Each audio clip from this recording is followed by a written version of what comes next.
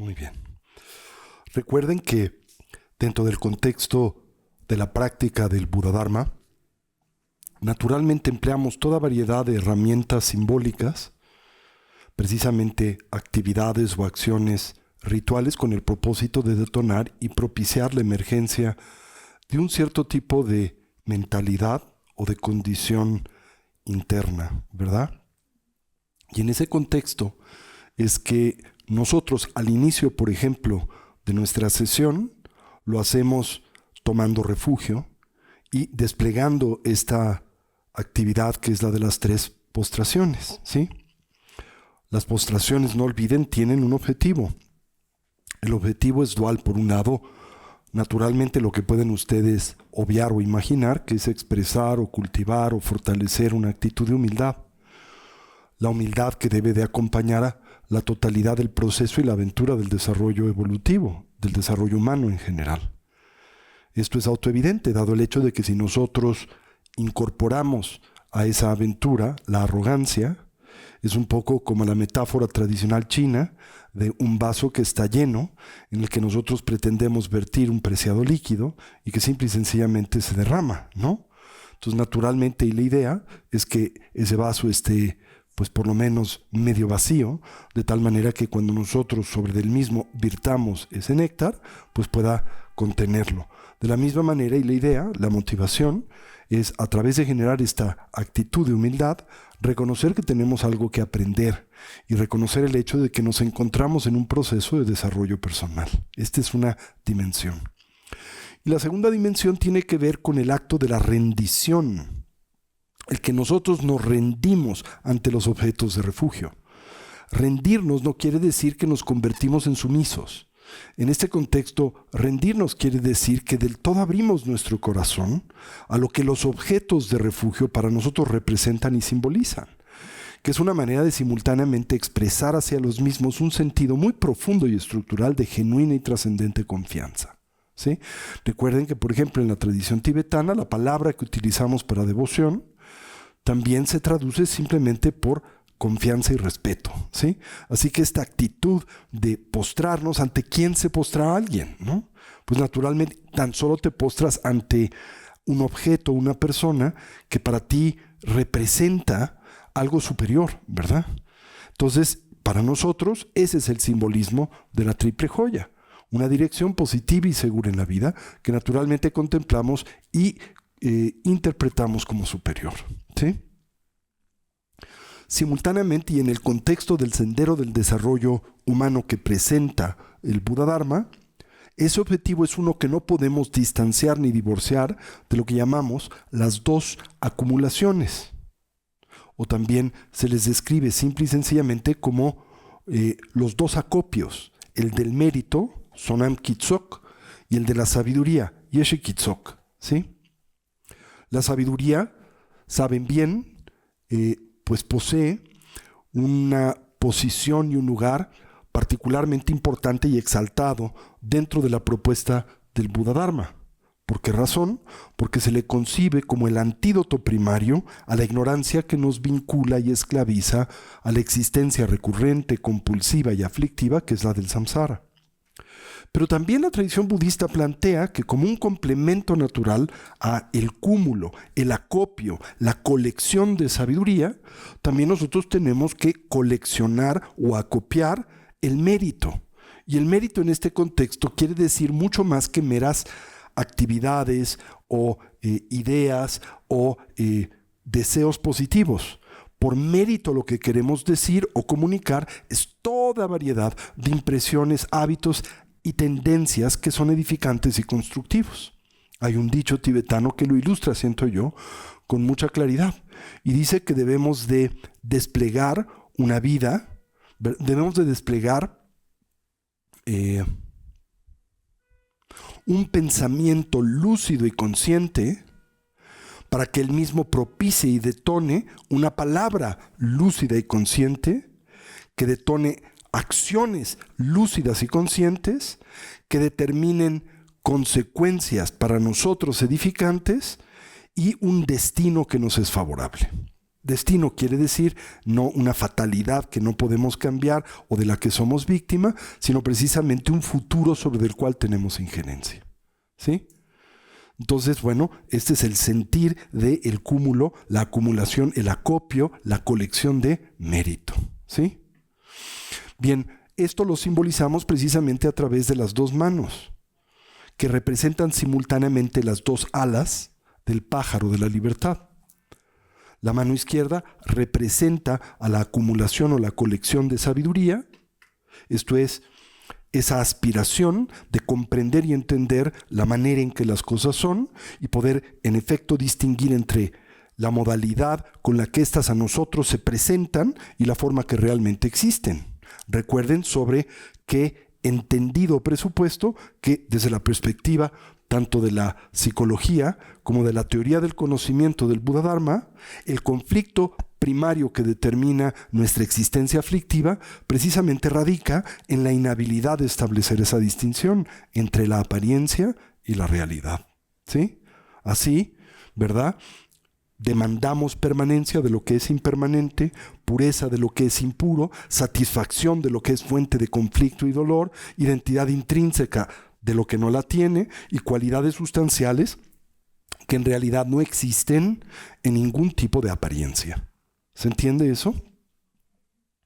Bien, la mano derecha simboliza la acumulación o la colección de mérito, que insisto, no solamente son buenos, positivos pensamientos o aspiraciones, sino estas impresiones, hábitos y tendencias que impulsan una mejor vida, un mejor renacimiento y eventualmente la liberación completa y definitiva de la existencia condicionada del samsara. ¿Sí? Ahora, en este acto ritual de la postración, imaginamos la presencia de lo que llamamos el campo del mérito, siendo el campo del mérito la comunidad de seres despiertos. Por ejemplo, aquí, en esta tanca que tenemos a la izquierda, que es muy popular dentro del universo iconográfico y simbólico del budismo mahayana tibetano, la figura central es la de Siddhartha Gautama, el Buda histórico Shakyamuni. Las dos figuras erguidas son las de sus principales discípulos tempranos, Shariputra y Moggallana. Y después están los famosos 37 Budas de la confesión. ¿Sí? Los 37 Budas de la confesión se emplean en una práctica específicamente de recapitulación de la meditación budista, en donde recapitulas todas tus acciones no virtuosas y las confiesas a esa comunidad de seres despiertos. Ahora, no lo haces buscando de los mismos perdón. Recuerden, la tradición budista no es una tradición teísta. Estos, a pesar de ser budas, no tienen la habilidad de purificar tu karma. Si tuviesen esa habilidad, lo hubiese hecho el primer Buda en advenir al mundo, ¿verdad? Y no estaríamos en el medio del samsara ni inmersos en la 4T, ¿no? O sea, eso no sucedería. ¿Me doy a entender? Entonces, ¿por qué lo confesamos? Lo confesamos simplemente como una herramienta didáctica para darle importancia y peso, masa crítica a esa confesión, para tomarla en serio. Y en ese contexto, ante la comunidad de estos seres despiertos, ante los que no podemos mentir, porque son omniscientes y tienen la capacidad de saber cuál es la estructura y continuidad de nuestro karma, ¿verdad? A través de ese medio de confesar nuestras acciones negativas, tomar responsabilidad sobre las mismas, que implica evidentemente trabajar con estas. ¿Y cómo se trabaja con esta en el contexto del Buddha-Dharma? Pues se lo hace a través de la aplicación de las fuerzas y poderes de oposición. ¿Se acuerdan? El arrepentimiento, la determinación de enmienda, el deseo de reorientar la vida en la dirección positiva y segura que simbolizamos a través de la triple joya, el compromiso de cultivar una mentalidad que corrige el egoísmo, la bodhicitta, de corregir el daño que a través de la mente, palabra y cuerpo, los portales a través de los cuales nos vinculamos al mundo de la experiencia, hemos cometido. ¿Se entiende eso? Después generamos esta idea de intentar hacer esto, llevar a cabo esa empresa con la totalidad de nosotros mismos. Y esa totalidad de nosotros mismos es la que representamos a través de los portales con los que nos vinculamos al mundo de la experiencia, que son la mente, palabra y cuerpo. Así simbolizamos al cuerpo con la posición de las manos en la coronilla de la cabeza, a la palabra con las manos en la garganta y a la mente con las manos en el pecho, ¿sí? Simultáneamente, como hemos visualizado, imaginado la presencia de la comunidad de seres despiertos ante los que tomamos refugio y ante los que confesamos nuestras acciones no virtuosas, a ese encuentro nunca llegamos con las manos vacías. De la misma manera que no harías esto al ser invitado a un lugar de valor, ¿verdad? Cuando alguien te invita a su casa, pues siempre llegas con algo, unas galletas. Bueno, en nuestra cultura lo común es llegar con una botella de vino, que no es exactamente el mejor regalo, porque es un intoxicante finalmente, pero bueno, llegas con un obsequio, nunca llegas con las manos vacías. Bueno, a ese encuentro, a esa cita con los seres despiertos, tampoco llegas con las manos vacías. ¿Pero qué les traes? Pues ni modo que les traigas una botella de vino, ¿no? Los budas son abstemios, ¿no? Entonces, simbólicamente imaginamos traer el más maravilloso de los obsequios, que es la joya que satisface todos los deseos. La que llamamos en sánscrito el chintamani, o le llamamos en tibetano Yishin Norbu. Norbu quiere decir joya, Yishin, deseos, la joya que satisface los deseos. Bueno, sin entrar en debate en torno a si dicha joya existe o no, porque podríamos pasarnos semanas discutiendo esto, ¿verdad? Evidentemente la cultura clásica india habla de la existencia de ese objeto, como por ejemplo en el mundo cultural occidental hablamos simultáneamente del Santo Grial, o hablamos por ejemplo de ¿cómo se llama? La joya que te da riqueza y cosas de esa naturaleza, ¿no? Digamos, esto es algo simbólico. Y lo que representa es un obsequio dotado de trascendente valor. Ahora, ¿por qué ofrecemos ese obsequio a los budas si técnicamente de nosotros no requieren nada? De hecho, no nos los piden, porque si nos los pidiesen, reducirían el proceso de la transmisión de la sabiduría a una especie de acuerdo o transacción comercial que naturalmente depreciaría su mérito y valor, ¿no? ¿Entienden eso? No, los budas no nos solicitan absolutamente nada. ¿Por qué traemos ese objeto? Lo traemos porque a través de ese obsequio generamos un sentido de profunda apreciación y por lo tanto valorización de lo que de los budas recibimos. Ahora, ¿qué podemos recibir de los budas? Muchísimas cosas. Pero el elemento primario que de estos recibimos es la sabiduría que libera. Ahora, dado el hecho de que es una sabiduría que libera, es inconmensurablemente valiosa. Dado el hecho de que nosotros pagamos y ofrecemos, ¿verdad? Montos exorbitantes por toda variedad de cosas o de circunstancias que tan solo nos aportan bienestar temporal y relativo. Así que de aquello que te libera de la recurrencia del conflicto, el dolor y la aflictividad, pues tiene también que ser algo que tú aprecies profundamente, y lo aprecias a través de hacer esta ofrenda, que es simbólica. Pero bueno, originalmente debemos de pensar eso, que a ese encuentro traemos lo que más nos agrada. Y sería también la razón por la que día con día armamos y construimos nuestro altar, ¿verdad? Y llenas los cuencos de las ofrendas y lo preparas y lo limpias. Ese es el objetivo también, ¿verdad? Estás invitando a tu hogar, a tu casa, al espíritu del despertar. De alguna manera, es tu huésped de honor y lo tratas como tal. ¿Me doy a entender? Bien, ahora, cuando nos postramos en esta actitud que abre el corazón y que expresa un sentido de humildad, simultáneamente colocamos nuestras manos en el suelo, y recuerden, lo que esto representa es la motivación, la idea de aterrizar este esfuerzo. Aterrizar es poner en tierra, ¿verdad? Hacer de esta iniciativa una práctica activa, no una mediación.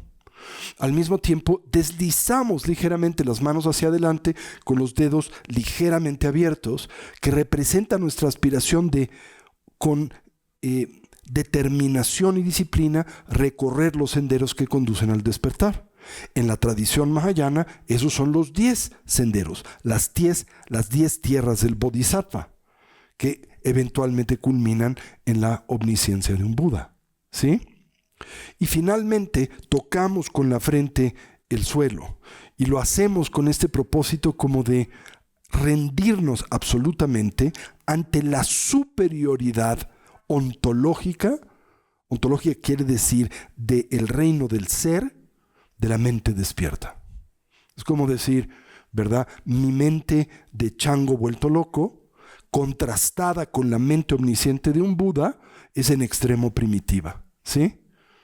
Ahora, no te vas a flagelar por eso, pero es una manera de reconocer que esta meta es una superior y dotada de particular importancia y dignidad. Y finalmente te levantas, te impulsas del suelo rápidamente, te reincorporas y con ello lo que expresas es tu motivación y deseo de liberarte lo antes posible del samsara, de la existencia condicionada. Recuerden, la palabra samsara tiene 3 acepciones, ¿no? La existencia de incontrolables, recurrentes problemas, conflictos, dificultades de aflictividad. 2, la existencia compulsiva, inercial y recurrente, habitual e inconsciente. Y 3, aquella en donde todo pedo es posible. ¿Sí? Esas son las 3 lecturas o significados del término sánscrito samsara, korwa en la lengua tibetana. Entonces deseamos lo antes posible liberarnos. Y a través de este lenguaje ritual y simbólico, intimamos esta motivación y deseo, hasta que realmente detone en nosotros un cambio genuino. ¿Por qué? Porque las ideas influencian las palabras. Las palabras determinan o se expresan a través de comportamientos. Los comportamientos producen consecuencias, por lo tanto, nuestro destino. ¿Se entiende esa idea? Y bueno, al hacer esto repetimos el mantra, que esto es algo muy propio de la tradición tibetana: Om Namo Manjushriye, Namo Sushriye, Namo Utamashriye Soha, que en esencia expresa nuestra motivación y deseo de emular y actualizar la conciencia de sabiduría de un Buda. En este caso, quien representa la perfección de la sabiduría, Manjushri, el Buda de la sabiduría, que es precisamente la figura que tenemos en el altar de la derecha, con su espada flamígera, que representa la sabiduría que cercena la ignorancia. ¿Sí? Entonces, eso es lo que estamos diciendo al recitar ese mantra. Pueda yo actualizar, obtener la condición omnisciente o de sabiduría que discrimina del Buda, ¿verdad? Manjushri, quien es el ícono o el arquetipo en el budismo mahayana de la sabiduría. ¿Ok? Como Avalokiteshvara es el ícono de la compasión. Como Vajrapani es el ícono de los medios hábiles y los poderes liberadores de los Budas. Y así subsecuentemente. ¿Hasta aquí me siguen? Entonces, les suplico que tengan esto en mente cuando hagamos esto. Y no lo pongan en saco roto, porque es parte de las herramientas que utilizamos para habituar a la mente al espíritu del despertar. Es un tipo de meditación, una meditación en movimiento. ¿Sí? Entre tantas herramientas. Y como siempre les digo, ¿por qué tantas herramientas? Pues no porque somos tan brillantes, ¿no? Si fuéramos muy brillantes, con enormes habilidades y potenciales, pues no necesitaríamos muchos métodos. Con uno sería suficiente y te iluminas rápido. ¿Sí? Pero ni nos iluminamos rápido, ni cambiamos con facilidad, y por eso necesitamos todas estas herramientas que recodifiquen nuestro quehacer vital y le impriman, como digo recurrentemente, una dimensión de genuino significado. ¿Sí? Bien. Vamos a iniciar, como lo hacemos siempre entonces, con nuestra sesión de meditación.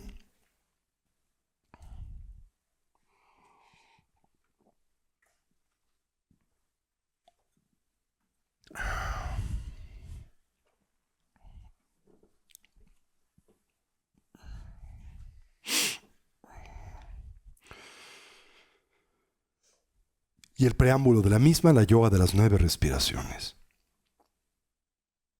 Recordamos, hacemos presente el objetivo de la misma, que es equilibrar, balancear las energías sutiles, las esencias vitales, propiciar la emergencia de un estado y condición mental más profundo, focalizado, atento y concentrado. Comenzamos por evocar una imagen mental de nuestra forma física.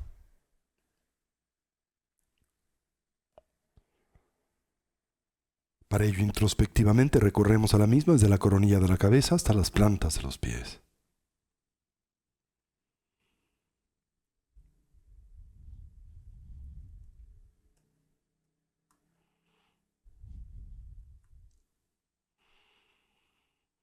Imaginamos cómo ésta se transforma en una silueta luminosa y translúcida, ausente de sustancialidad, con la forma y la postura de los 7 puntos del Buda Vairochana.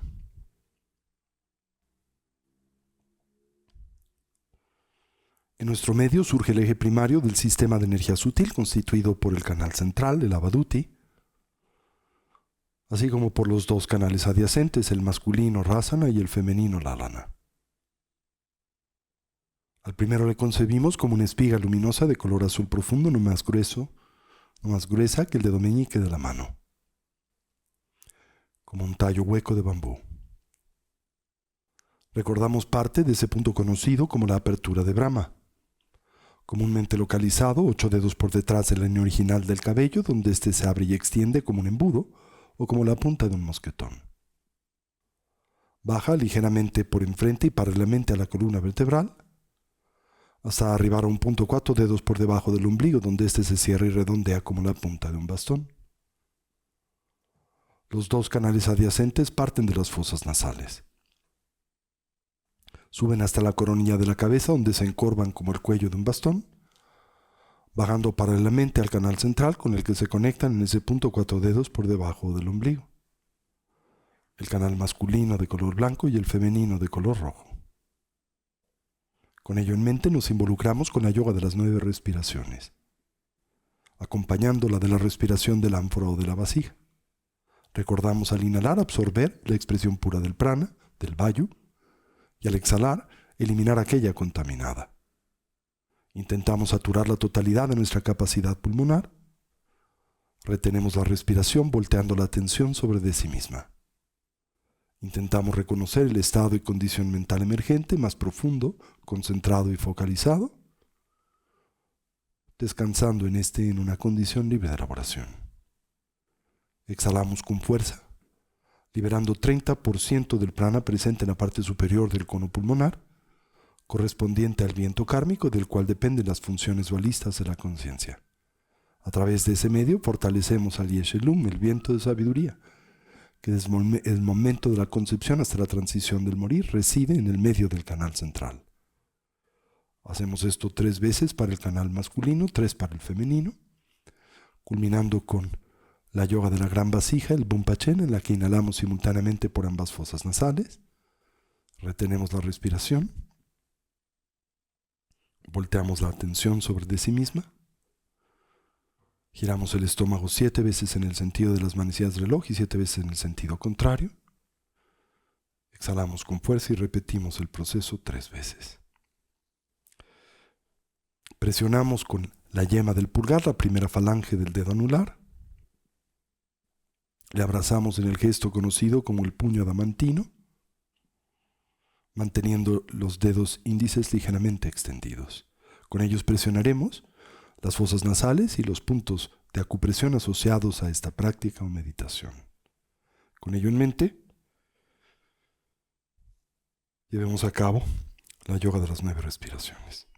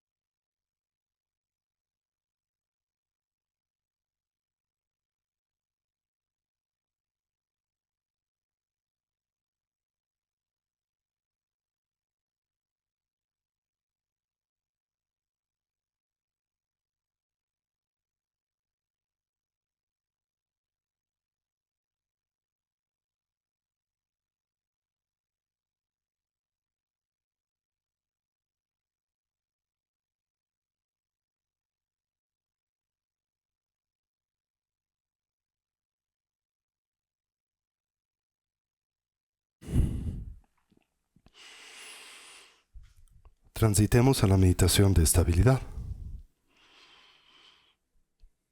La práctica de la recolección del respirar. En esta, cualquier idea, sensación o estímulo que en nosotros surja la observamos y liberamos. Consciente y lúcidamente intentamos dejarla pasar sin elaborar sobre de la misma. Con una actitud de suavidad y naturalidad volvamos la atención o recolección sobre el flujo natural de la respiración. Simultáneamente atendamos a la esfera de las sensaciones táctiles, en especial aquellas naturalmente asociadas a la respiración, comenzando por la relajación. Recorramos a nuestro cuerpo desde la coronilla de la cabeza hasta las plantas de los pies. Y ahí donde hallemos o identifiquemos cualquier elemento o rastro de ansiedad y tensión, relajémoslo. Si se nos facilita y como un medio hábil a inhalar, imaginemos en nosotros penetra luz y claridad. Concibamos cómo la misma se vierte sobre esos puntos de tensión y ansiedad. Al hacerlo, los ilumina, distiende y relaja.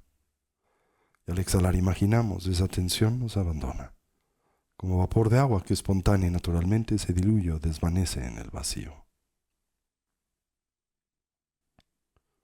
Mantengamos a nuestra recolección o presencia mental firmemente asida sobre el objeto de concentración, el respirar, mientras cultivamos una actitud de atención introspectiva, dirigida hacia la emergencia de los diferentes obstáculos que sabemos dificultan, obstruyen y así obnubilan la práctica, sobre los que aplicamos sus respectivos antídotos. De experimentar extremidad, nos concentramos en la exhalación. La sensación gradual o progresiva de tranquilidad y relajación que le acompaña. Y de ser presas del hundimiento mental, el sopor sueño o la mera pérdida de claridad, nos concentramos en la inhalación, en la viveza y alerta en la claridad mental que ésta propicia. Así orientamos a nuestra mente y cuerpo hacia su estado natural, del todo relajado, libre de tensión, estable y quieto, dotado de claridad, alerta y una actitud de vigilancia, mientras atendemos a la respiración sin aferramiento o constricción y simultáneamente sin distracción. Establezcamos una transición entre la agitación o el cansancio de la tarde y el estado mental de atención y concentración necesario para el cultivo de las tres sabidurías. La sabiduría del escuchar que nos conduce a la transformación conceptual. La del análisis y la investigación que nos permite fortalecer a la experiencia. Y la de la meditación que nos conduce a su integración. Con esta instrucción presente en silencio y por unos minutos, dediquémonos al cultivo de esta dimensión y aspecto de la práctica. Toda la atención sobre el respirar.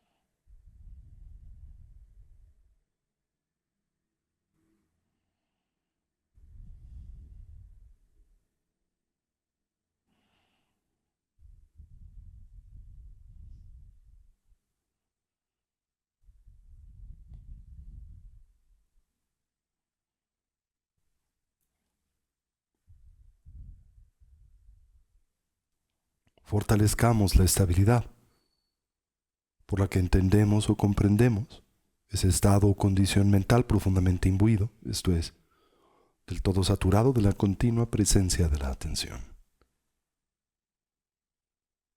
Para ello observemos la natural expansión y contracción del diafragma y del abdomen. La cercana relación presente entre ese movimiento y el de la respiración. Al inhalar observemos si el ciclo es largo o corto, si es profundo o superficial, haciendo lo mismo con la exhalación. Mientras simultáneamente atendemos a la mera sensación de contacto de nuestro cuerpo con su asiento. De experimentar extremización nos concentramos en la exhalación. Y de ser presas de la lasitud o el hundimiento mental, la inhalación.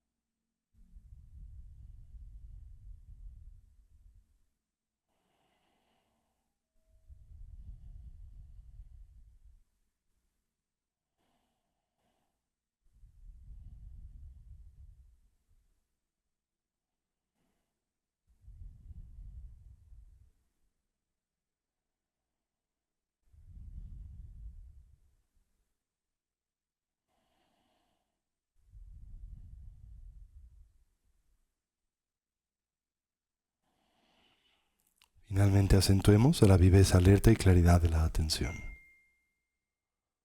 Para ello observemos el ingreso y salida del aliento por la punta de las narices o el labio superior. La natural sensación de contraste en la temperatura del aliento al entrar y escapar por las fosas nasales. Y se nos facilita como un medio hábil la presencia de una pequeña esfera luminosa o ticle en el medio del entrecejo, en la que suavemente focalizamos la atención. De experimentar extremización nos concentramos en la exhalación y de ser presas del hundimiento mental la inhalación.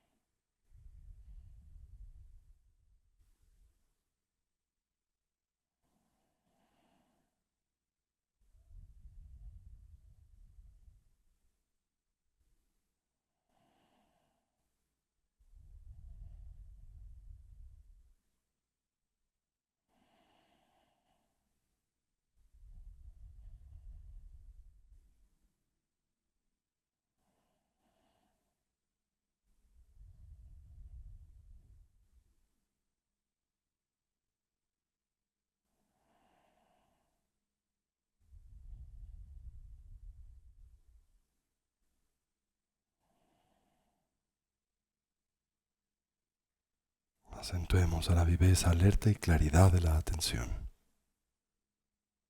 El ingreso y salida del aliento por la punta de las narices o el labio superior. La natural sensación de contraste en la temperatura del aliento al entrar y escapar por las fosas nasales. Y se nos facilita como un medio hábil la presencia de una pequeña esfera luminosa o ticle en el medio del entrecejo en la que suavemente focalizamos la atención. De experimentar extremidación nos concentramos en exhalación y de ser presas del hundimiento mental la inhalación.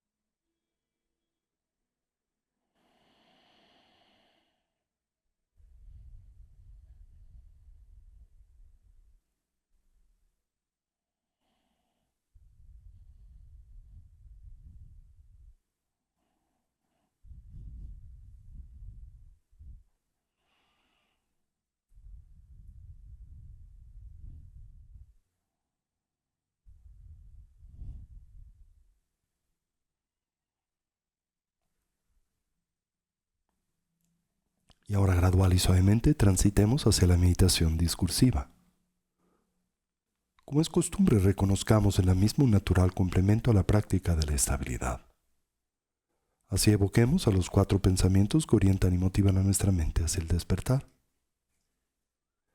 Comencemos por lo preciado de la vida humana. Reconozcamos su rareza, en realidad lo complejo y difícil que es obtener y asegurarla.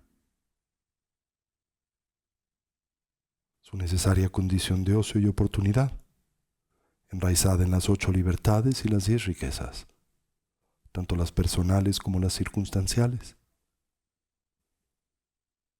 Su fragilidad, lo fácil que es perderla. Su transitoriedad y temporalidad. Y así la gran oportunidad con la que en efecto contamos aquí y ahora, para intentar imprimir y así dotar a nuestras vidas de una dimensión y sentido de genuino propósito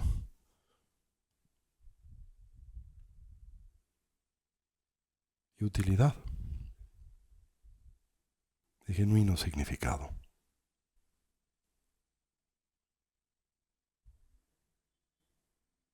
Esto es la consecución del bienestar genuino a través del medio del estudio y la práctica del Dharma. Así atendamos a la muerte y la impermanencia. Como todo cambia y se transforma instante a instante, momento a momento, y como en realidad nada y nadie duran para siempre. En especial, señalemos a nuestra propia condición mortal. Y como la única variable del todo certera y segura en la vida es la de nuestra propia mortandad. Y que en realidad desconocemos el cómo y el cuándo es que esta situación acontezca, podría ser hoy.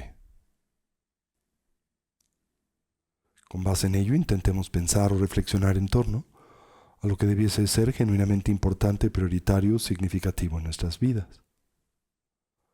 Aquello que pueda brindar o aportarnos bienestar, paz y felicidad duradera. Contrastemos a la misma con la de su impostor, el mero placer hedónico, el sensorialmente condicionado, siempre y por definición temporal y relativo.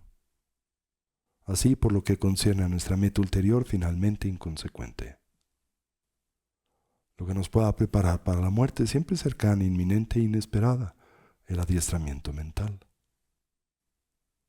Y lo que podamos llevar con nosotros durante la compleja y difícil transición, la del morir, tan solo la eterna continuidad de la conciencia y con ella sus diversas impresiones, hábitos y tendencias.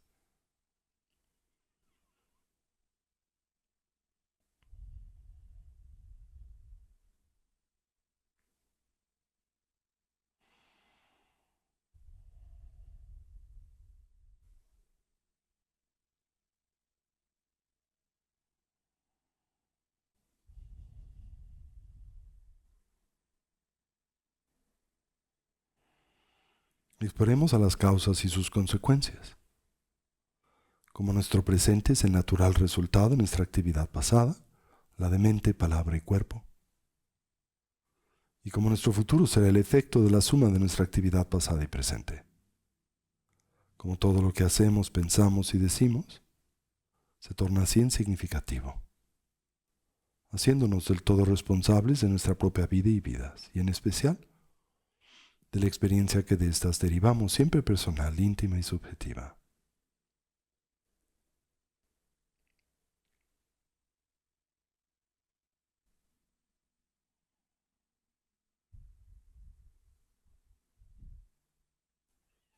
Finalmente, reflexionemos acerca de las limitaciones propias, aquellas endémicas, a la existencia cíclica, a la vida condicionada, por la matriz de la ignorancia, el apego y la aversión. Como en esta, todos los seres sufren, como experimentan y transitan por un sinnúmero de dificultades, conflictos y problemas, de la misma manera que nosotros. Podemos empatizar con estos, conocemos la experiencia del sufrir y naturalmente desearíamos ser capaces de ayudarles. Mas reconocemos nuestras limitaciones presentes para hacer y lograr esto, y es con ello en mente que volteamos nuestra atención en la dirección del refugio y que nos determinamos a establecer una orientación auténticamente positiva y segura en la vida, la que simbolizamos a través de la triple joya. Así, tomamos refugio en el Buda. Lo hacemos no tan solo como un hombre o persona, sino como alguien que representa la naturaleza abierta y clara de la mente, así como sus diversos potenciales evolutivos. Tomamos refugio en el Dharma, como un compromiso para integrar y poner en práctica las instrucciones de vida, desarrollo y cultivo que el Buda nos dio o aportó. Tomamos refugio en la Sangha, la comunidad compuesta primariamente por aquellos genuinamente avanzados en el sendero, los despiertos, los Budas, los liberados, los Arhats, los héroes o Bodhisattvas. Indirectamente la comunidad de amigos y amigas que en el camino nos inspiran, auxilian y ayudan.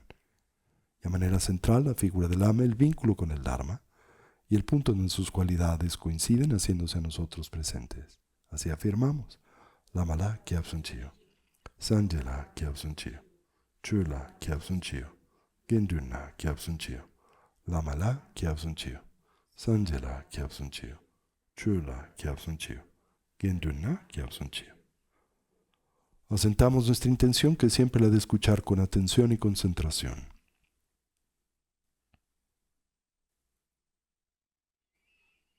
Nuestra motivación, que es la de hacerlo con el propósito de aprender nuevos métodos y medios a través de los cuales podamos ser tanto de mayor beneficio a nosotros como en especial de mayor auxilio a los que nos rodean.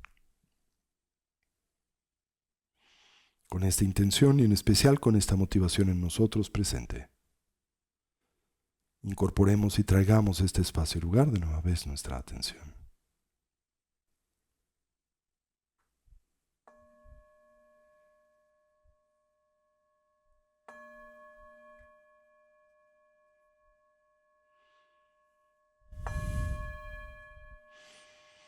Muy bien.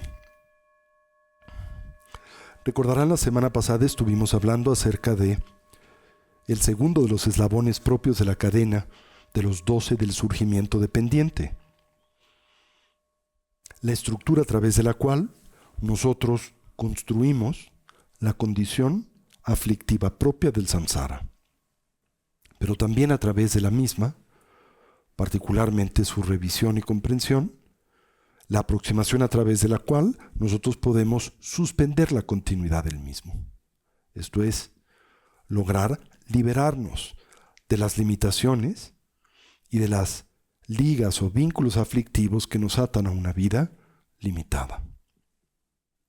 El primero de los 12 eslabones, naturalmente, es el de la ignorancia, mientras que el segundo de los mismos es el de la actividad contaminada por la misma, lo que conocemos en términos generales por karma, ¿recuerdan?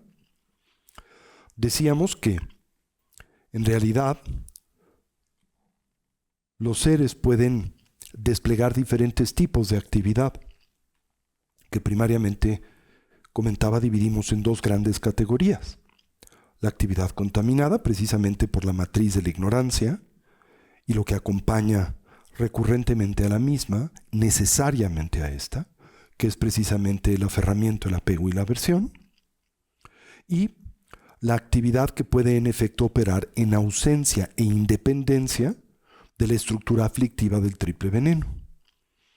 Los seres que actúan bajo el dominio e influencia del karma, la actividad contaminada, son descritos en el contexto de la ontología budista, su teoría del ser, como seres sensibles, aquellos dotados de una mente dualista y aflictiva. Mientras que los segundos son aquellos que han actualizado y arribado a la condición propia de la liberación o la plenitud de el despertar o la iluminación. El tipo de actividad que estos despliegan, comúnmente se dice, es una de sabiduría. Precisamente aquella que emana de la matriz de la profunda y correcta discriminación de la naturaleza de la realidad, que en este contexto es la vacuidad o el surgimiento dependiente. Ahora, dentro del contexto de la actividad que es propia de los seres sensibles, hablamos de 4 diferentes tipos de acciones contaminadas, ¿recuerdan? Las acciones contaminadas positivas o virtuosas, las acciones contaminadas negativas o no virtuosas, las acciones contaminadas neutras, y una categoría muy particular de actividad, aquella asociada a la absorción meditativa, a la que describimos o denominamos inamovible. Esto es, la actividad contaminada virtuosa, no virtuosa y neutra es también descrita como variable, mientras que la actividad inamovible es precisamente señalada como invariable. La diferencia entre la primera y la segunda es el tipo de renacimiento que propician o que detonan, mientras que la actividad variable puede o no desenvolverse, florecer en un tipo particular de renacimiento dentro del contexto, naturalmente, particularmente del reino del deseo, el primero de los 3 que comprenden a la existencia condicionada. El segundo es la actividad inamovible, por definición, y por esto así se le designa o describe, está vinculada o asociada a una cierta plataforma de vida y de experiencia, que corresponde a los diferentes estadios o niveles de absorción meditativa que el individuo o el contemplativo ha actualizado y del todo estabilizado. ¿Se entendió eso? Muy bien. Decíamos simultáneamente que el karma posee, bueno, primero, ¿esto les queda claro? ¿Sí? Ahora, la actividad contaminada, ¿verdad?, es también descrita, toda la actividad contaminada, ¿verdad?, es descrita como vinculante. ¿No es en qué sentido? Que perpetua y naturalmente asocia al individuo a la estructura y continuidad de la existencia condicionada. Es en ese contexto que es vinculante. La actividad contaminada virtuosa, si bien nos vincula a la continuidad de la existencia condicionada, lo hace a una expresión benigna de la misma.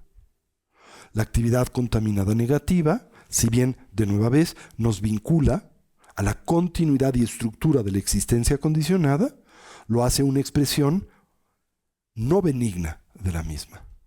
La actividad neutra, ni una ni otra, y la inamovible a las dimensiones superiores del samsara, particularmente las que son propias de el rupa dhatu, el reino de la forma, que se divide primariamente en 4 grandes dimensiones, y las de la rupya dhatu o el reino sin forma, que también se divide en 4 dimensiones: la de la conciencia infinita, el espacio infinito, la de el espacio infinito, la de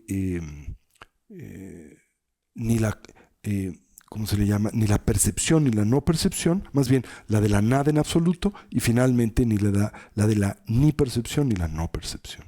Digamos, la dimensión pinacular a la que puede arribarse dentro de la estructura y contexto del samsara o la existencia condicionada.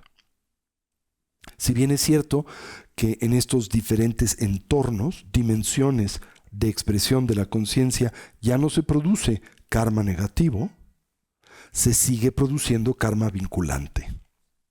¿Sí?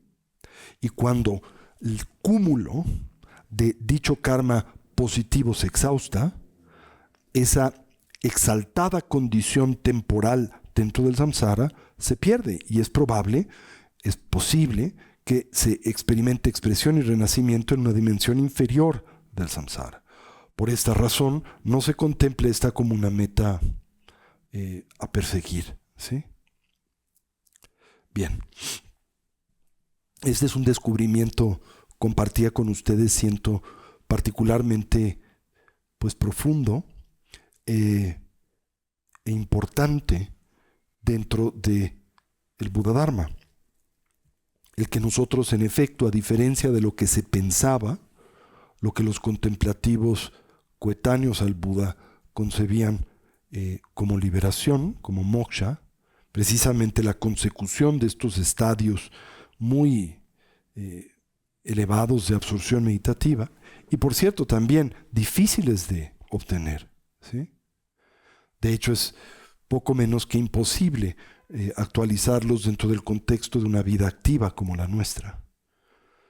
De ser esto cierto, entonces estaríamos nosotros disasociándonos de la posibilidad de la liberación, ¿no?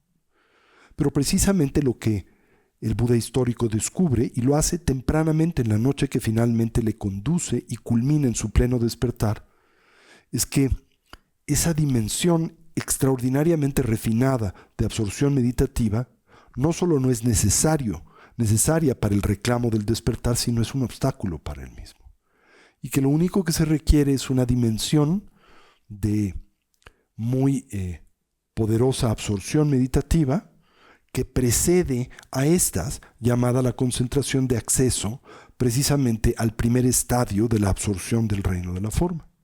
Bueno, suena complicado, pero en esencia se describe como una condición de, digamos, potencialidad de la mente, en donde el individuo puede morar unipuntualmente en la concentración del objeto de atención o interés durante 4 horas consecutivas sin la presencia de los 5 venenos. Los venenos de la pereza, el veneno de el olvido de la instrucción meditativa, el veneno de la lasitud y la extrema ideación, y el veneno de la no aplicación de los antídotos de su sobreaplicación. O alternativamente, el veneno de la malicia, el veneno del deseo sensual, el veneno de la duda aflictiva, el veneno de la lasitud y la extrema ideación. Esto es cuando literalmente uno puede focalizar unipuntualmente la atención sobre el objeto de atención o interés. Durante este tiempo, sin la presencia de estos obstáculos, se ha arribado a esta concentración de acceso. ¿A qué? A la primera dimensión del reino de la forma, pero es una dimensión de la atención concentrada en donde todavía se mantiene la capacidad de examen y discriminación. Esto ya no sucede en las absorciones contemplativas superiores. Por su naturaleza absortiva se pierde la capacidad discriminativa. Es como una especie de trance muy profundo. Sí, es muy agradable, es muy poderoso, tiene muchas ventajas, pero no es liberador, ¿sí? Y por lo tanto representa tan solo una especie de pausa temporal al samsara. Bueno, ni eso, a los aspectos negativos del samsara, pero sigues en el samsara. ¿Se entiende eso? Bien, ahora, comentábamos la semana pasada que la actividad contaminada, el karma, tiene 4 características. La primera de las mismas es el hecho de que es expansivo. Una pequeña acción puede propiciar grandes consecuencias. Decíamos que, primero que el karma es definitivo, en el sentido de que una acción siempre produce algún tipo de consecuencia y que esa consecuencia siempre está emparentada naturalmente con la naturaleza de la acción que el individuo ejecuta. Si este o esta despliegan acciones virtuosas o positivas, la consecuencia será en corto, mediano o largo plazo de la misma naturaleza, dependiendo no solamente de la acción, sino también de la presencia de las causas de maduración. Si la acción es negativa, tarde o temprano en el corto, mediano o largo plazo, produce una consecuencia de ese orden que nos es desfavorable o negativa, ¿verdad? Cuando acontece esto, bueno, no solo lo hace en dependencia de la acción, sino también en dependencia de las causas de maduración. ¿Sí? Decíamos, el karma es expansivo, la segunda característica del karma. La tercera característica del karma tiene que ver con el hecho de que si no se generan las acciones, no se producen las consecuencias. Y en contraste, si se experimentan las consecuencias, debemos inferir es porque produjimos las acciones. Y por último, el karma, esto es la actividad contaminada, positiva, negativa o neutra, no se desvanece sola. ¿Sí? Particularmente y por lo que concierne a aquella que nos es objeto de conflicto, la negativa, tan solo puede purificarse a través de la presencia de las fuerzas y poderes de oposición. Y esto tan solo si éste no ha madurado. Si el karma madura, pues ya no hay, no puedes hacer nada, ¿sí? Más que desear producir nuevo karma positivo para el futuro, pero vas a tener que experimentar el resultado del ya acumulado, ¿sí? Bien, ahora, el tercero de los 12 eslabones del surgimiento dependiente es el de la conciencia. Y aquí a la conciencia comúnmente se le divide en 2 grandes categorías. La primera tiene que ver con lo que describimos o denominamos como la conciencia causal. Y la segunda tiene que ver con lo que describimos o denominamos como la conciencia resultante. La conciencia causal en buena medida es sinónima de la laya vijnana, esto es, de la conciencia sustrato. Mientras que la conciencia resultante es sinónima de la estructura de las 8 conciencias básicas. La primera es la que deambula en el estado intermedio entre la vida, la muerte y el renacimiento, pero que todavía no ha encarnado, mientras que la conciencia resultante, consecuente de la inercia del karma, es aquella que ya ha renacido. Ahora, cuando decimos ya ha renacido, nos referimos al periodo germinal del proceso del renacimiento, no al nacimiento formal. ¿Ok? Recuerden que desde la perspectiva de la tradición budista, el renacimiento técnicamente se asocia al momento de la concepción. Y el renacimiento se distingue de lo que llamamos el nacimiento. El renacimiento es el momento en donde la continuidad de la conciencia se vincula al óvulo y el esperma, lo fertilizan y comienza el proceso de la mitosis celular, el proceso gestativo y embrionario. El nacimiento representa el momento en donde éste ha culminado después de los 9 meses de madurez y el producto es dado a luz. ¿Ok? Ese es el nacimiento, no el renacimiento. El renacimiento acontece 9 meses antes. En general, ¿sí? Puede ser un poquito más, un poquito menos de tiempo. Bien, ahora, recordarán que dentro de la tradición budista, específicamente de la tradición mahayana, comúnmente dividimos a la conciencia en 3 diferentes dimensiones. La conciencia grosa, la psique, la conciencia sutil, que asociamos precisamente con la conciencia sustrato, la laya vijnana, y la conciencia en extremo sutil, que asociamos con lo que denominamos la conciencia primigenia, ¿sí? O la naturaleza búdica.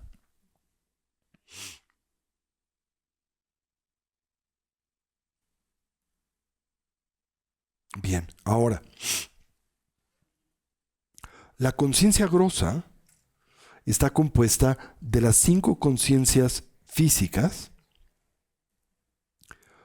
la conciencia ordinaria, dualista, funcional de todos los días, la conciencia aflictiva, que naturalmente emana de la cognición asociada a la ignorancia y a la cognición dualista, y la conciencia sustrato, donde se guardan las impresiones, hábitos y tendencias de la totalidad de nuestras actividades de mente, palabra y cuerpo a lo largo de esa o infinitas vidas. ¿Se entendió eso?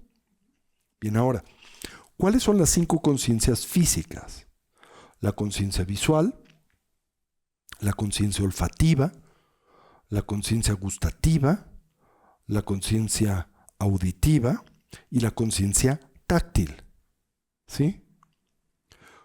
Bien, ahora, estas conciencias operan a través de 3 elementos: el órgano que propicia la conciencia, el objeto con base en el cual y en relación al cual dicha conciencia opera, y el contacto necesario para detonar el acto cognitivo.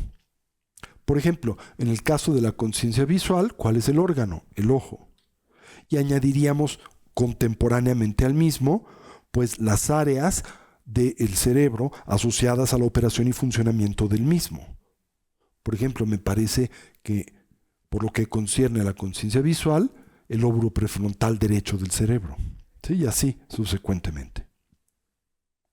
Bien, el ojo opera en vínculo y relación a una dimensión particular de apariencias. Esto es, solo opera en vínculo a las mismas. Solo son estas las que detonan el surgimiento y funcionalidad de dicha conciencia. ¿Y cuáles son esas apariencias? Esas apariencias sensoriales, los colores y las formas. Ahora, la conciencia visual, al entrar en contacto con colores y formas, experimenta algo, el surgimiento de una cognición visual. ¿Hasta aquí me siguen? Bien, la conciencia olfativa opera de la misma manera y lo mismo puede extenderse al resto de las mismas. El órgano a través del cual opera la conciencia olfativa es la nariz. El objeto de la conciencia olfativa son fragancias y olores. Y cuando la conciencia olfativa entra en contacto con estos olores y fragancias, surge la cognición olfativa. La conciencia gustativa, el órgano, la lengua. ¿Sí? Su objeto, sabores. Cuando entran en contacto, surge la conciencia gustativa. La táctil, pues temperaturas y texturas. Y la visual, no, ¿qué me falta? La auditiva, sonidos o ruidos. Y así subsecuentemente. La tradición budista naturalmente incluye una 6ª conciencia. En este contexto es la conciencia mental. ¿Ok? Ahora, la conciencia mental también está vinculada a cierta dimensión de apariencias sensoriales. ¿Y cuáles son las apariencias sensoriales con las que la conciencia mental se encuentra vinculada? Ideas, imágenes mentales, memorias y sentimientos. ¿Sí? Que evidentemente pues trascienden o que se distinguen de las apariencias sensoriales físicas. Las apariencias sensoriales físicas están detonadas por elementos externos. Las apariencias sensoriales mentales por condiciones internas. ¿Se entendió eso? Bien, ahora cuando la conciencia mental entra en contacto con dichas apariencias, se produce la cognición mental. Pero cuando hablamos acerca de dicha cognición, por la misma nos referimos primariamente a la conciencia dualista, ¿sí? Que opera a través de la estructura de la percepción conceptual. que emerge en dependencia de diferentes tipos de condicionamientos, particularmente aquellos que son propios del tipo de fisiología con la que en esa vida estamos dotados, determinante de lo que nosotros comúnmente describimos como nuestra particular visión kármica de la vida. Por ejemplo, la visión kármica de la vida de nosotros es la que es propia y característica del Homo sapiens sapiens. La visión kármica de la vida de un cetáceo pues es radicalmente distinta a la que nosotros tenemos. La visión kármica de la vida que tiene un arácnido, radicalmente distinta a la nuestra. ¿Por qué? Porque está determinada por variables alternas a las nuestras, que son sus particulares campos sensoriales, afinados a cogniciones alternas a las nuestras, y al mismo tiempo la percepción mental que está condicionada por una cultura alterna a la nuestra, que es la cetácea o la arácnida, y así subsecuentemente. Es autoevidente el hecho de que el mundo aparece de forma distinta a una araña a la manera en que lo hace a nosotros. ¿Sí? Ahora, claro, nosotros comúnmente pensamos y arribamos a la equívoca conclusión o concepción de que la percepción correcta es la nuestra, ¿verdad? Proyectando y concibiendo a la misma como una dotada de realidad objetiva.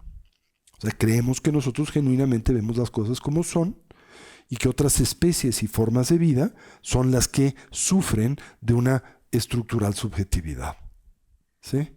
No es cierto.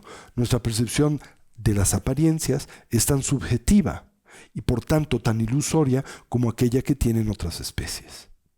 No vemos las cosas como son, a menudo señalo, sino las vemos como somos, ¿verdad? Y para nosotros esa percepción es humana. Por lo tanto, esa dimensión de la conciencia es la que se asocia a lo que llamamos la psique. Y la psique está simultáneamente determinada por nuestra base fisiológica, en nuestro caso, humana. Nuestra visión kármica de la vida es humana. ¿Sí?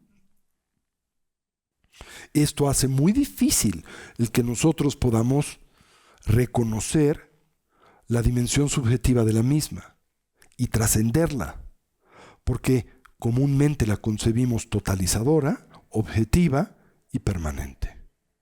¿Sí? Es solo a través del esfuerzo introspectivo y particularmente aquel asociado al desarrollo de estadios superiores de atención y concentración, en donde podemos temporalmente suspender la continuidad conceptual de la mente y por tanto la designación que la misma proyecta sobre de las apariencias, que es viable parar ese mundo de interpretación y en consecuencia suspender la continuidad de esa visión kármica de la vida. Ahora, el suspender temporalmente la continuidad de esa visión kármica de la vida no es lo mismo que liberarnos de esa visión kármica de la vida. ¿Sí? Pero trátase de un logro significativo porque le aporta a quien lo actualiza un momento de entendimiento intuitivo precisamente de la condición subjetiva y por lo tanto ilusoria de la cognición relativa que del mundo tenemos. ¿Sí? Algunas personas piensan que el empleo de sustancias psicoactivas puede ser un complemento y puede ser un auxilio a este objetivo. Y si bien es cierto que el empleo de estas sustancias puede producir experiencias alternas, no suspende la continuidad conceptual de la mente, simplemente la altera. ¿Sí? Sin mencionar el hecho de que todas estas variadas sustancias psicoactivas tienen un impacto muy detrimental a el equilibrio de el cuerpo sutil, particularmente de energías y esencias vitales. Por tanto, y naturalmente, en el contexto de la tradición budista, no se recomienda dicha vía, sin mencionar el hecho de que la misma una y otra vez exalta el que no existen atajos al despertar o a la iluminación. ¿Sí? Mala o buena noticia, quién sabe, pero es un hecho, no existen atajos a la iluminación. Y mucho menos una píldora iluminatoria. ¿Sí? Porque es finalmente, si lo piensan, lo que a través de ese medio se busca, ¿no? el empleo de algún tipo de sustancia que sin esfuerzo alguno produzca como consecuencia y resultado la experiencia del despertar. ¿Sí? Ahora, atisbos de esa experiencia no son en extremo difíciles de propiciar. El reto es estabilizarla. ¿Sí? De hecho, nosotros transitamos por momentos de esa naturaleza recurrente y habitualmente en la vida. Les he comentado, por ejemplo, cómo la luz clara esencial de la mente o la conciencia primigenia o la naturaleza búdica se manifiesta de hecho entre un pensamiento y otro. Se manifiesta cuando estornudamos, se manifiesta cuando bostezamos, se manifiesta cuando suspiramos, se manifiesta en el pico del orgasmo, se manifiesta cuando pujamos con fuerza. Se manifiesta, por ejemplo, cuando después de desplegar una actividad física particularmente intensa, súbitamente pausamos. Como por ejemplo, si corres muy rápida y energéticamente y después de un muy poderoso esfuerzo simplemente pausas por un momento y del todo te relajas. Ahí puede surgir la luz clara esencial de la mente, insistiendo en torno al hecho de que la apariencia de la misma en sí no está compleja ni rara. El reto no es tanto propiciar la emergencia de esa conciencia, sino reconocer y estabilizarla. Y la estabilidad de esa conciencia no se logra a través del empleo de sustancias psicoactivas. De hecho, uno de los primarios defectos de esas sustancias es que debilitan la voluntad y por lo tanto también la coherencia de la atención sostenida. En consecuencia, inhiben la capacidad de sostener dicho logro, dicha dimensión profunda y estructural de la conciencia. Ahora es cierto que en las culturas tradicionales esos métodos se vinculaban a otras herramientas, pero en estas culturas pues no se establecía una relación de dependencia y mucho menos una relación adictiva con el empleo de estas sustancias, lo que caracteriza nuestra cultura contemporánea. ¿Sí? Esto es, por ejemplo, los hombres de sabiduría o los hombres de medicina o los chamanes de estas culturas, no los contemporáneos que ya sufren, pienso yo, de esa limitante. No eran adictos a estas sustancias psicoactivas. ¿Sí?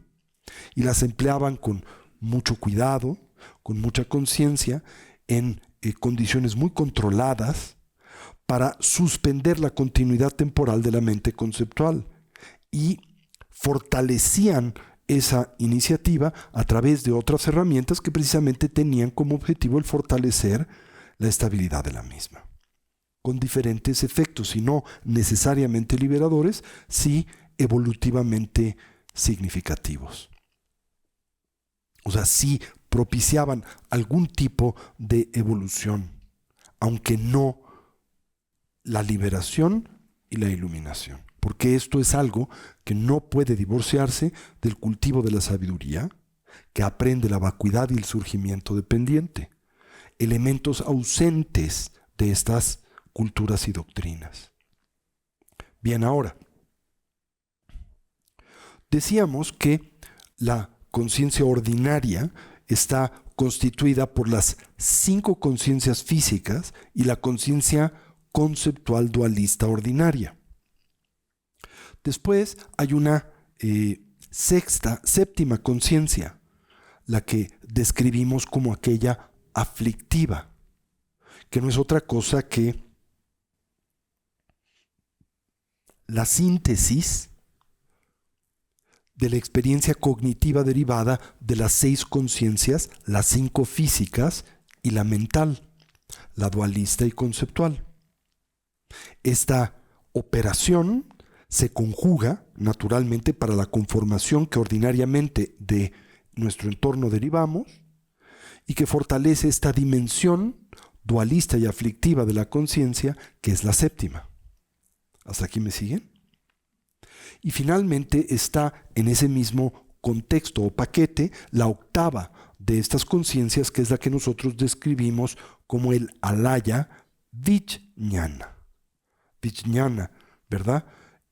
Jnana es la palabra que se utiliza dentro de la epistemología budista, su teoría del conocimiento, para describir una conciencia excepcionalmente profunda y poderosa, una que es intuitiva y que puede atender de forma directa y sin mediación las cosas como son. Pero esta no es la conciencia de la que estamos hablando, por lo tanto no utilizamos el término jnana, sino vijnana. Y la partícula vi, o el prefijo vi, lo que comunica es un sentido de disasociación, de divorcio, de fragmentación y distanciamiento de esa cognición directa, intuitiva y no conceptual de las cosas como son.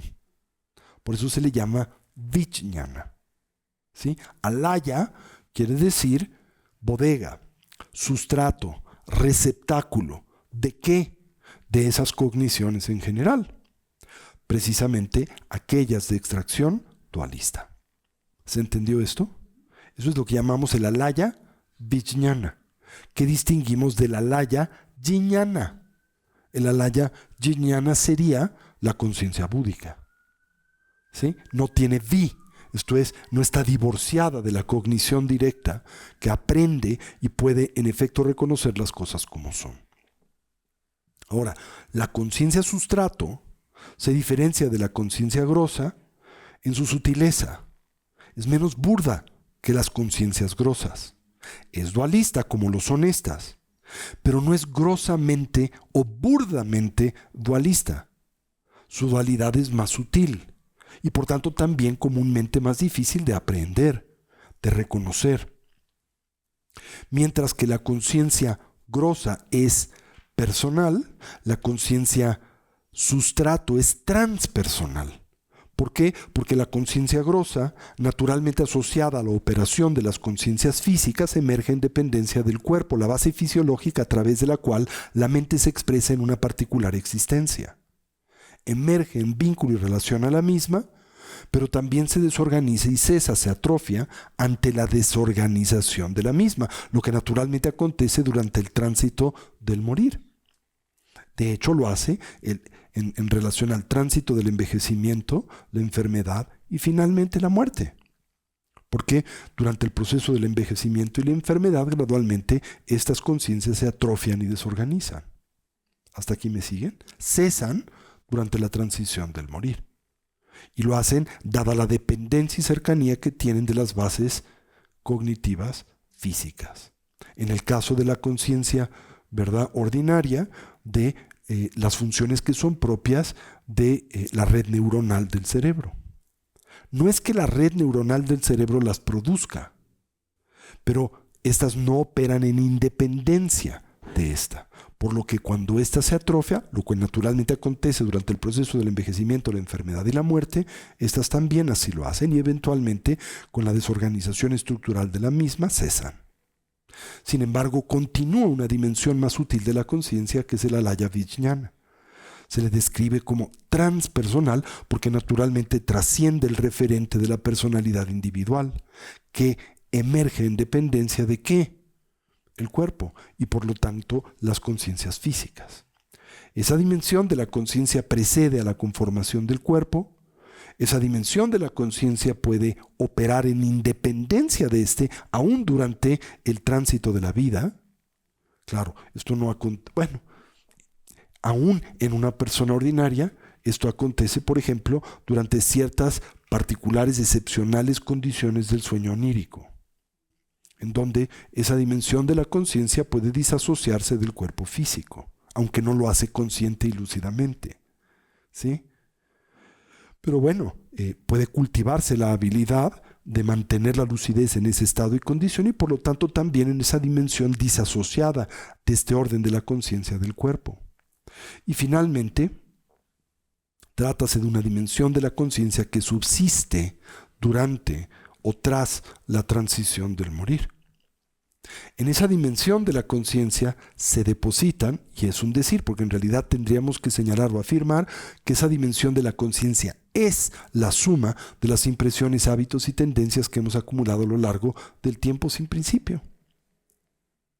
Ahora, si bien esas impresiones, hábitos y tendencias técnicamente residen y se resguardan en esta dimensión de la conciencia sustrato, bodega o receptáculo, nosotros ordinariamente no tenemos acceso a las mismas.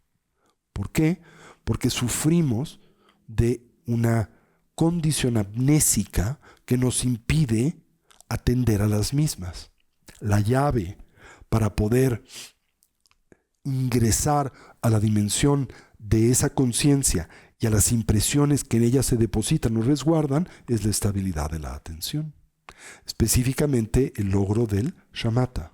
Ahora, cuando hablamos acerca del shamatha como la llave que permite acceso a las impresiones de la conciencia sustrato y por lo tanto de infinitas vidas previas, pues dependiendo del orden de estabilidad al que el individuo acceda, la claridad con la que esas impresiones y tendencias pueden recuperarse, atenderse o activarse.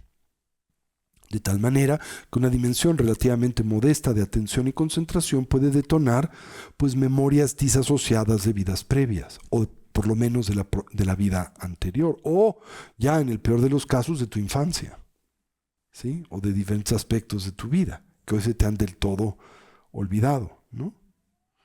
Es increíble cuántas personas recuerdan su infancia, o la coherencia de su infancia, recuerdas fragmentos de la misma. Eventos, pero no tu infancia en su totalidad, ¿no? No digamos tu infancia. ¿Cuántas personas recuerdan lo que hicieron, pensaron o dijeron ayer? ¿Verdad?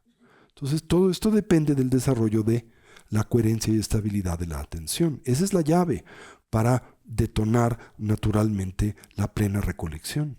Porque recuerden que es precisamente lo que se refina a través del cultivo de la atención sostenida, prolongada y voluntaria. La recolección. Ese factor de la conciencia que, si tienen presente cómo se define, el que nos permite, la definición clásica es ese factor de la conciencia que nos permite firme y cercanamente asirnos al objeto de atención o interés, de perderlo, recuperarlo y de olvidarlo, recordarlo. En este contexto, el objeto de atención o interés serían las impresiones, hábitos y tendencias que se depositan y resguardan en la continuidad de la conciencia sustrato. Y precisamente no olvidarlos quiere decir la posibilidad de hacerlos presentes. Ahora, ¿qué ventaja, imaginen, se deriva de esa dimensión de proeficiencia de la conciencia y cognición? Pues el aprendizaje. Porque de nosotros no tener acceso a esas impresiones, hábitos y tendencias de esta y otras múltiples vidas, nos condenamos a, y es una de las definiciones asociadas al samsara, a la incontrolable recurrencia de conductas, hábitos y tendencias que no nos son edificantes. En el más modesto escenario siguen siendo vinculantes, aunque sean positivas y agradables. Siguen perpetuando nuestra esclavitud a el samsara. La existencia aflictiva, compulsiva y en donde todo el pedo es posible. Acuérdense, esa es la definición del samsara. ¿Hasta aquí me siguen? ¿Sí? Bien, ahora, durante la transición del morir, ¿qué sucede? Sí, dime, linda. Nada más, si lo haces a través del micrófono. Gracias, muy bien. Lama, buenas noches.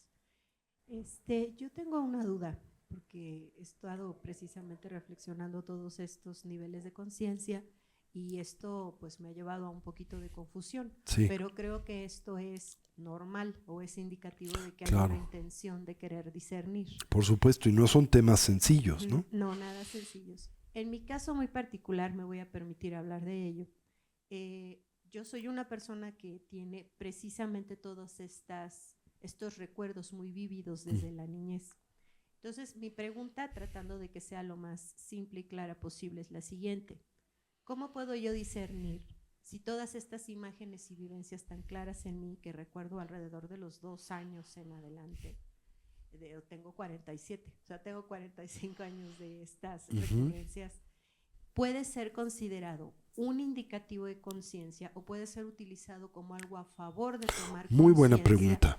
O bien, ¿cómo discernir o discriminar aquello que simplemente a veces trato de calificar de, ok, es un recuerdo, pero no amerita más, no tiene significado ni profundidad? Estupendo. Precisamente a través de la práctica del Vipassana.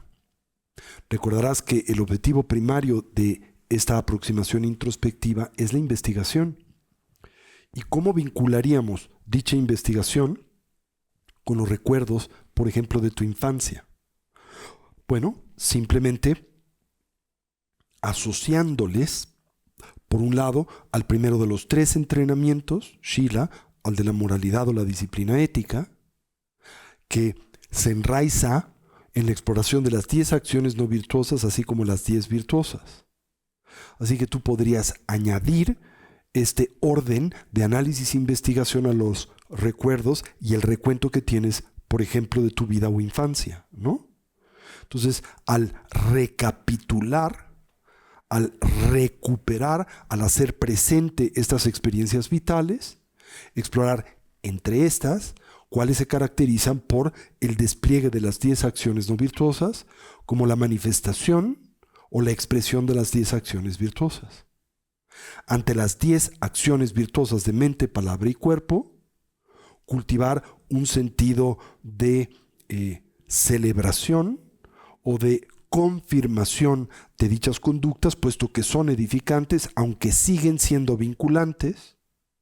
Recuerda, trátanse de acciones que todavía se ejecutan dentro del contexto de la cognición dualista y la reificación, por lo que perpetúan la continuidad del samsara. Sí, pero ¿qué tipo de samsara? Agradable. Y como tantas veces señalo e insisto, naturalmente un buen o agradable samsara se concibe superior a uno que no es bueno y es desagradable, ¿verdad? Pero eso simultáneamente no se concibe como la meta del sendero.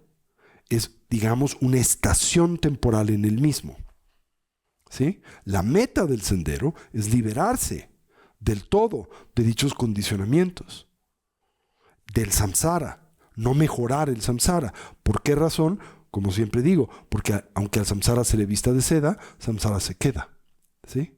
Simultáneamente, al establecer este recuento de tus memorias previas, explorar si dentro de ellas están presentes cualquiera de las 10 acciones no virtuosas de mente, palabra y cuerpo.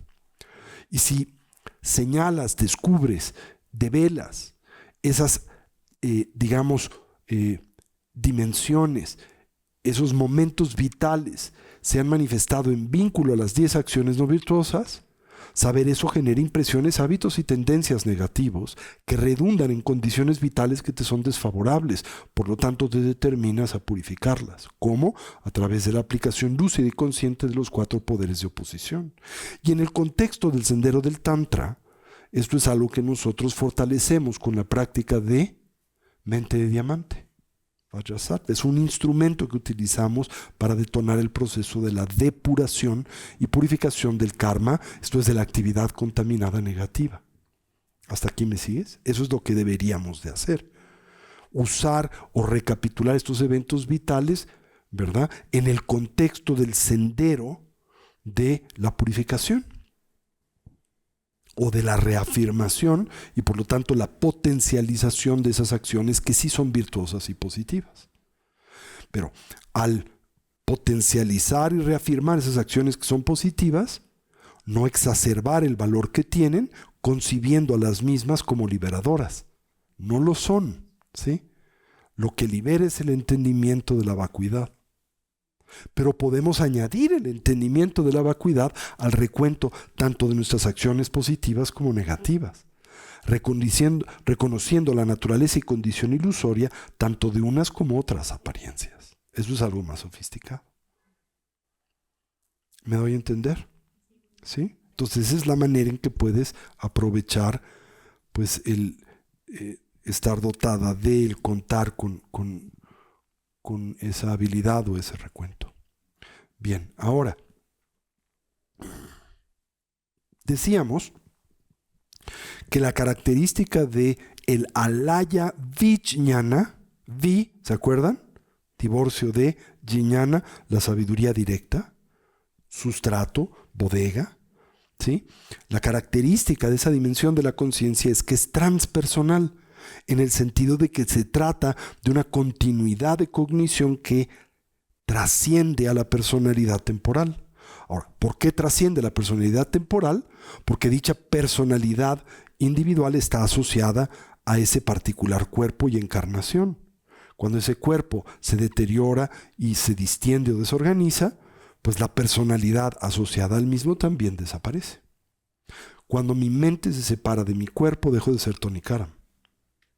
Claro, podríamos también arguir que nunca ha habido Tony Karam porque cada instante soy un Tony Karam diferente, ¿sí? Pero bueno, es cierto, ¿sí? Pero para no complicarles la vida tanto, digamos que mientras estoy vivo soy Tony Karam, ¿sí? Sí, un Tony Karam cambiante, pero más o menos Tony Karam. Pero en el momento en que mi conciencia se separa del cuerpo, ya no soy Tony Karam. Porque esa personalidad emerge en dependencia de ese vínculo y relación entre la mente y este cuerpo y su circunstancia. ¿Hasta aquí me siguen? De la misma manera se afirma que en el momento en que la conciencia sustrato se separa del cuerpo, no solo deja de ser esa persona, sino deja de ser esa especie. Por eso se dice que en el momento en que la mente se separa del cuerpo ya no es humana. Porque su condición humana solo emerge en dependencia de la relación de esa mente con este cuerpo que es humano. De la misma manera, en el momento en que la mente se separa del cuerpo de un perro, deja de ser canina. Y desde el momento en que la mente se separa del cuerpo de un fantasma, deja de ser un fantasma. Por eso también se dice que esa conciencia no tiene realidad o identidad intrínseca. ¿Sí? Porque la identidad que abraza emerge en dependencia de su circunstancia temporal, el tipo de cuerpo a través del cual se expresa. Es humana mientras se manifiesta a través de la plataforma, ¿verdad?, humana. Es canina mientras se manifiesta a través de la plataforma de perro. Es fantasma mientras se manifiesta a través de la plataforma de un fantasma. Es paranoide cuando se manifiesta a través de la plataforma de un demonio. Y así subsecuentemente. ¿Se entiende eso? Bien, ahora, en el momento en que esa dimensión de la conciencia se separa del cuerpo, eso es lo que la tradición budista llama el tercero de los 12 eslabones del surgimiento dependiente, eslabón de la conciencia. Trátase de la dimensión de la conciencia determinada por la actividad formativa, el karma, la cual emerge en dependencia de la matriz de la ignorancia, el aferramiento, el apego y la aversión. Decíamos que esa dimensión de la conciencia tiene dos categorías, se manifiesta en dos momentos. Se le describe como la conciencia causal y la conciencia resultante. La conciencia causal es la dimensión de la conciencia sinónima de el alaya vijnana, que deambula el estado intermedio entre la vida, la muerte y el renacimiento en disociación del cuerpo del que precede. ¿Eso se entendió? Cuando la mente se separa del cuerpo, ¿qué mente se separa del cuerpo? No las 5 conciencias físicas. Lo que se separa del cuerpo es la conciencia sustrato. ¿Sí? Y ya decíamos, en el momento en que esta se separa del cuerpo, deja de tener esa personalidad, ese género, esa identidad, deja de pertenecer a esa especie y por lo tanto también se debilita de forma muy significativa su visión kármica de la vida. ¿Sí? Y en ella se resguardan impresiones y tendencias no solo de nuestra vida y tránsito humano, sino de nuestra vida y tránsito en múltiples dimensiones de vida y de experiencia. Estas se activan en dependencia de las causas de maduración y se activan en dependencia del orden con el que el karma florece. ¿Se acuerdan que ese es también un aspecto del karma que hemos tocado? El karma florece en un orden particular. ¿Cuál es el karma que florece primero? El que está más cerca de la transición del morir. ¿Se acuerdan? Después el que es más fuerte. Y así subsecuentemente. ¿Sí? Bien, entonces tampoco en este contexto hay garantía de que florezca ese paquete o esa matriz de impresiones y tendencias que pudiesen determinar la continuidad de la encarnación en esa misma condición. Esto es, no hay garantía que renazcas como humano de nueva vez. Todo depende de con qué fortaleza has sustentado las impresiones humanas en la vida previa. Y recuerden que en la vida humana tú puedes también familiarizarte con impresiones no humanas. Esto es, en la vida humana puedes comportarte como animal. En la vida humana puedes comportarte como un espíritu hambriento. En la vida humana puedes comportarte como un ser paranoide. No sé si me doy a entender. Y si eso es aquello con lo que tú en el tránsito vital poderosamente te familiarizas, lo más probable es que en el tránsito del estado entre la vida, la muerte y el renacimiento, esas impresiones que has acumulado a lo largo del tiempo sin principio, asociadas con las que en esa previa vida has fortalecido, maduren y te conduzcan a esa modalidad, tipo o forma de renacimiento. Bien, la conciencia causal entonces se le llama causal porque opera como la causa de la resultante, la que encarna, ¿sí? Y es primariamente la conciencia sustrato, que se manifiesta en el entreestado kármico del devenir, el bardo que precede al renacimiento, ¿ok? Y la conciencia resultante, impulsada por la inercia del karma, de la actividad formativa, es la que experimenta y propicia el renacimiento determinado, en humano, animal, espíritu hambriento, demonio, ser en contienda o deva. Ahora, decíamos que el karma es variable en ese contexto. ¿Por qué? Porque el renacimiento en esas condiciones de vida no depende de una sola variable, depende de muchas, muy complejas, ¿sí? Por ejemplo, se dice que un factor para experimentar renacimiento humano es la práctica de la virtud. Pero la práctica de la virtud no necesariamente determina un renacimiento humano. Son también otros factores que lo hacen y por eso ese karma se le llama variable. En contraste, el logro de la estabilidad de la atención sí determina el renacimiento en el reino de la forma o sin forma.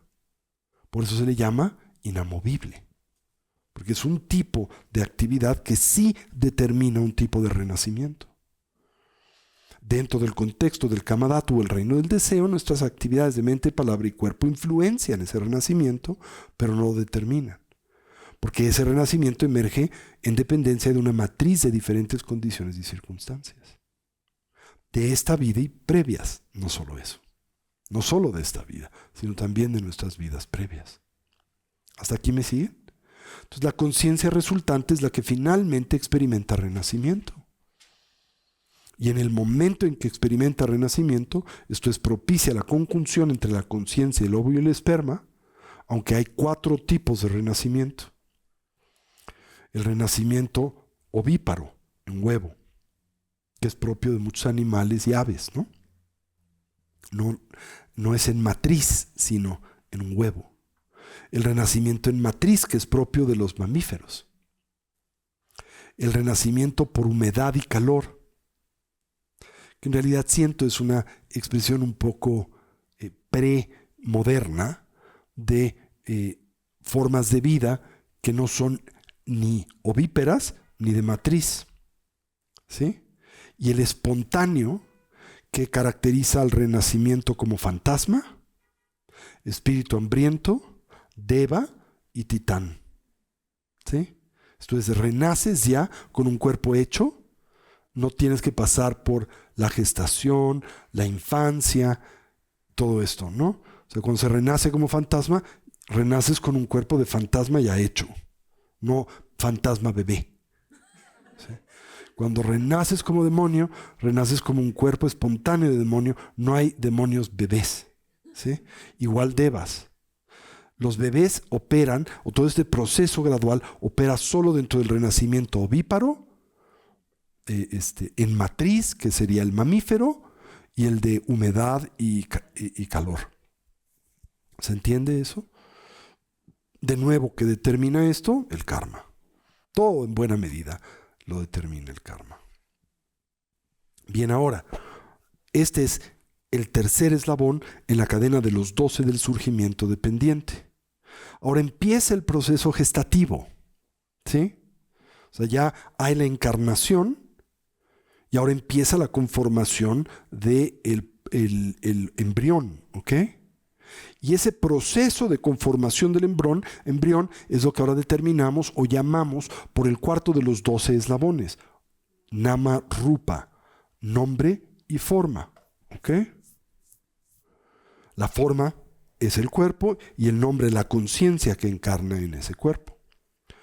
Y de este eslabón hablaremos la semana que entra. Namo-Rupa, ¿ok? Nama-Rupa, ¿ok? ¿Hasta aquí me siguen? ¿Seguros? Muy bien. Sale.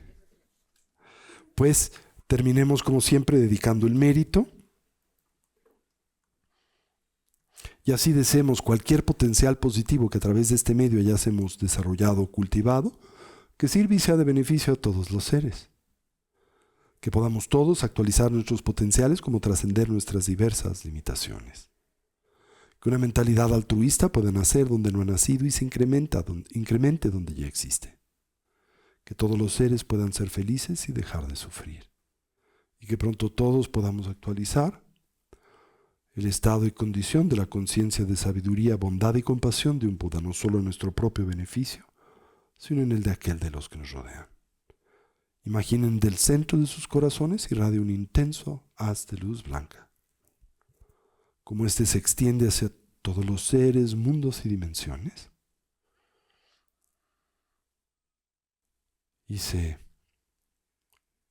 vierte o funde en aquellos que más lo necesitan, como los que sufren de hambre y de enfermedad, como los que hoy se ven expuestos a tragedias naturales, como nuestros hermanos en Turquía y Siria, a la violencia o a la guerra, como nuestros hermanos en Ucrania y Rusia, y aquellos sobre los que se depositan grandes responsabilidades, nuestros líderes políticos y religiosos. Así es. Así es. Así es.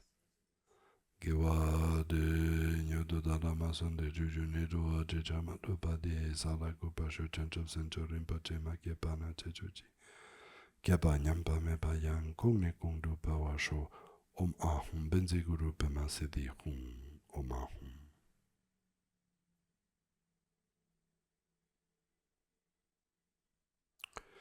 Muchísimas gracias.